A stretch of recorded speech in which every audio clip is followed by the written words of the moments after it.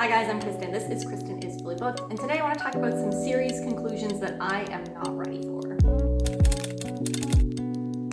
There are several series that I am in the middle of that are either continuing or that are getting a continuation book this year, and you would think that I would be extremely excited to get those in these beloved series, and on one hand I am, but on the other hand I am not ready to consume the content or the ending that is going to happen in those books. There's also a little bit of like the I'm not ready for this to be over, but really it's because I think or know that the endings are going to be so dramatic and heart-wrenching that I'm just not ready to experience that. Or like I am, but I'm also terrified. Now I got the idea for this video because I keep putting off reading a book that came out recently. It was an anticipated release for this year. It is a series that I found last year and absolutely devoured all 4 books that were out.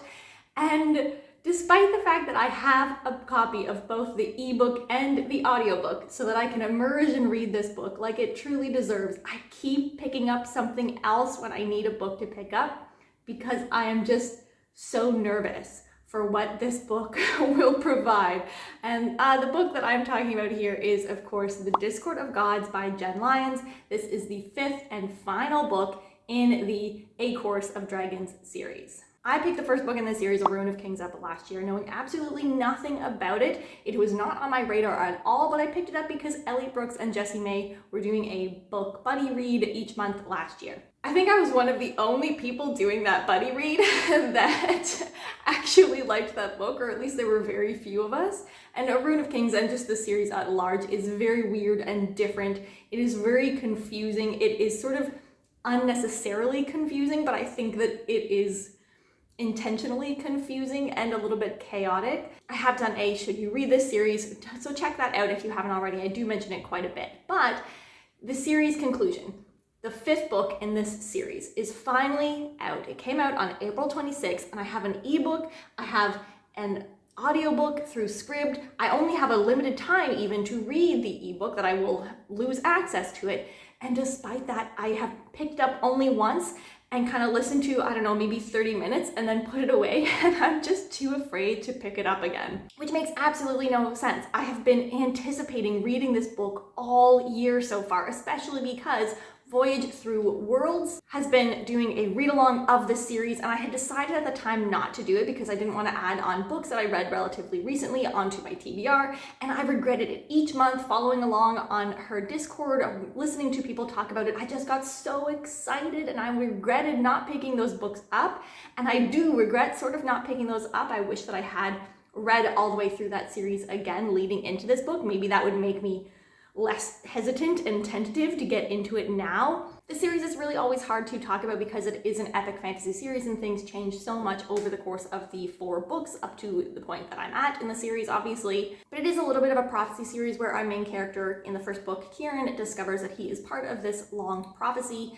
that pegs him as destroying the world. But it reads so differently than one of those the world is going to end kind of a prophecy stories. There is so much humor and kind of quirkiness in this series. It is very queer. It has a huge cast of characters who you slowly become to love, even though they are all so strange. It has everything from dragons and demons and witches and wizards to soul switching and reincarnation and gods walking the earth, a kraken. It just has everything that you could possibly imagine in this epic series, but done in such a fun, new, quirky, different way.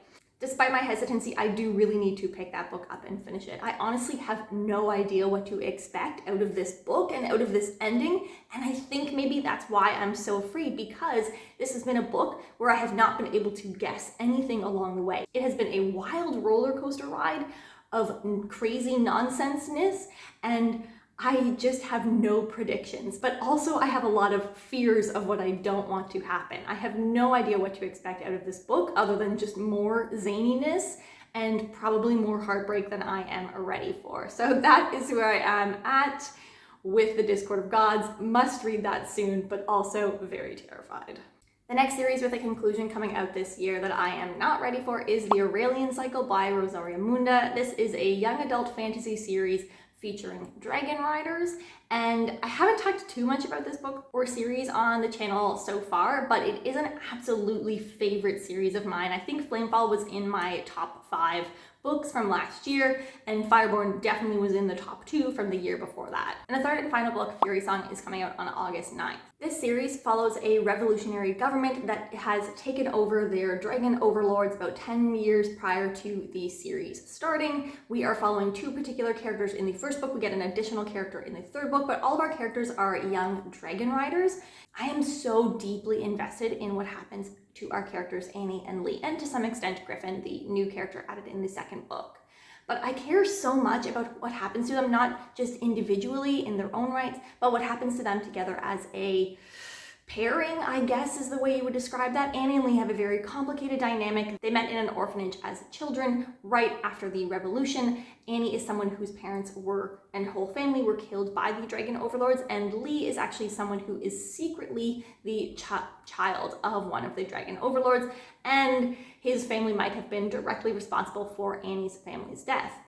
Despite all of this, the two are so obviously dependent on each other and are so clearly each other's person, even though they have such a complicated dynamic. And this is clear no matter what is happening over the course of both the first and second books. And the two are often get pulled on opposing sides, even though they are fairly well enmeshed in the revolutionary government. Despite how much I love both of those books, they're also those kinds of books where they are so uncomfortably stressful to read because things don't blow up all at once.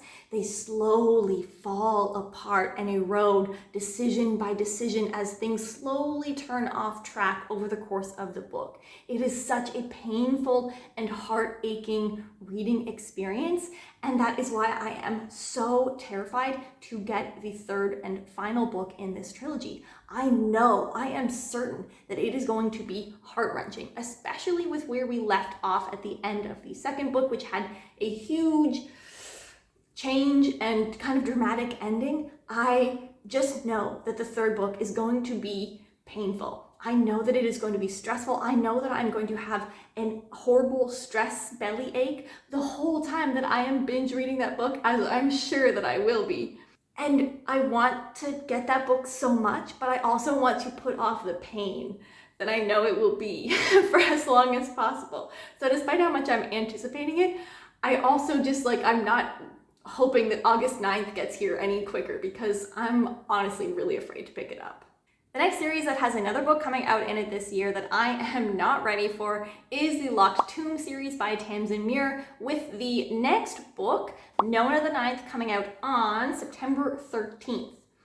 This is the only series I'm going to talk about today where it is not the series finale, and this one is kind of a unique case where after Harrow the Ninth came out, the next book that was supposed to come out and be the conclusion to what was originally intended to be a trilogy was Alecto the Ninth. But I guess at some point while writing Alecto the Ninth, Tamsin Muir and her editor realized that she was writing a full-length novel prologue for Alecto the Ninth of things that absolutely had to happen, but was really just a prologue. And so they decided to publish that separately as Nona the Ninth, which is the book that we will be getting this September. And Alecto has been postponed for 2023 at some point. Now, Gideon and Harrow are somewhat popular books. I would say that Gideon is quite a bit more popular than Harrow the Ninth. And I really think of Gideon and Harrow as these sort of genre bender, dystopian-esque series where it is set in the space and different worlds, but it is a lot more fantasy than it is science fiction. The first book has a little bit of a closed-door murder mystery going on. The second book follows Harrow, who has some change in her mental capacity that we are experiencing with her and is partially written in second-person perspective and includes about 30% of the book that is a altered retelling of the first book. These books are just weird. They are so wonderfully weird and different. It's also another series where I have no idea what is happening, but I just have such a fun time reading and not knowing, not being able to guess, and having this wild experience that was so different in both Gideon and then in Harrow. And I am certain from everything that I've heard about Nona that it is going to be just as different from Harrow as Harrow was from Gideon, if not even more so. If you take a look at the covers, it honestly feels like Nona the Ninth is going to be a completely different genre altogether. And absolutely, if you're interested, you should check out the excerpt down below with the link that I will try to provide. Editing Kristen will obviously remove this part if I can't get that link. But anyway, in Nona, we are following Nona the Ninth, who is not a character that up until this point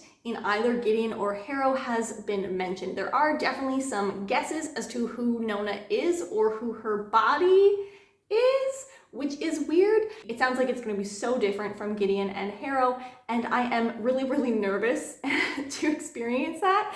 But what I will say is that stay tuned in the fall before this comes out. Taylor and I are going to reread Gideon and Harrow, and we're going to do like a full in-depth what do we know, what do we not know, what are possible predictions for Nona, and what we will get there. But anyway, this is a series that I am just so unsure of what to expect out of this book. I'm also nervous because it seems like it's going to be so different, and I know that I will like it because it is different and because that's what I like about Gideon and Harrow, but also I'm just really terrified for the crazy experience that I'm sure this will be. And finally, the last series that has a conclusion coming out this year that I am not ready for is the Scholomance series by Naomi Novik.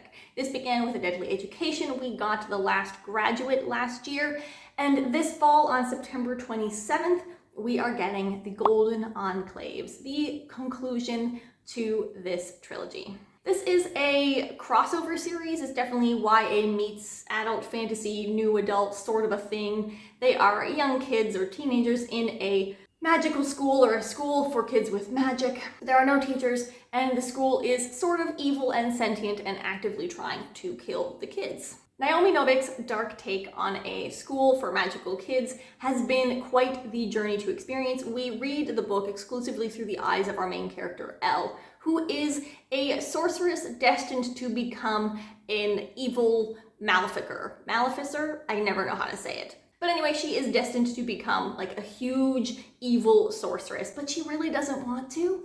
And she, in the first book, befriends Orion, who is this golden boy hero. Both A Deadly Education and The Last Graduate ended in a bomb drop one-liner. I thought the first one was like a mind reel kind of a situation that made me reread that book a bunch of times, just wanting to know what was going to happen next. And then the second book happened. I am terrified to pick up the next book because the way that that book ended must not be real. There has to be something else that happened in order for me to continue reading on in this series in a way that leaves me not an emotional wreck. I can't say where the next book takes place, but things will be different in the next book. And I think that Elle is just going to be on a little bit of a rampage. And I am terrified to see what that looks like. I'm also terrified to have the ending of the second book reaffirmed and to have no conclusion that somehow wiggles its way back to undoing what happened at the end of the second book.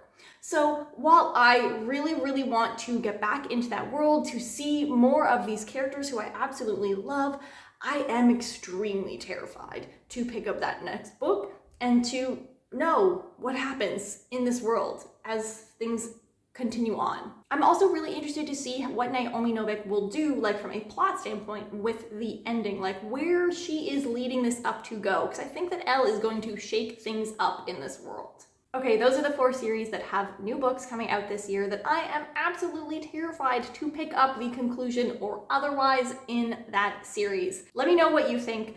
If you are reading any of these series and you are just as afraid to pick up the next book as I am, or if there's another series where you are experiencing or feeling a similar feeling towards the next book that is coming out in this series. It is a strange, confusing feeling to feel because I want so much to read and acquire the next book, but I'm also so terrified in each of these cases of what that book will contain. Anyway, I will see you guys next time. Have a great day. Bye.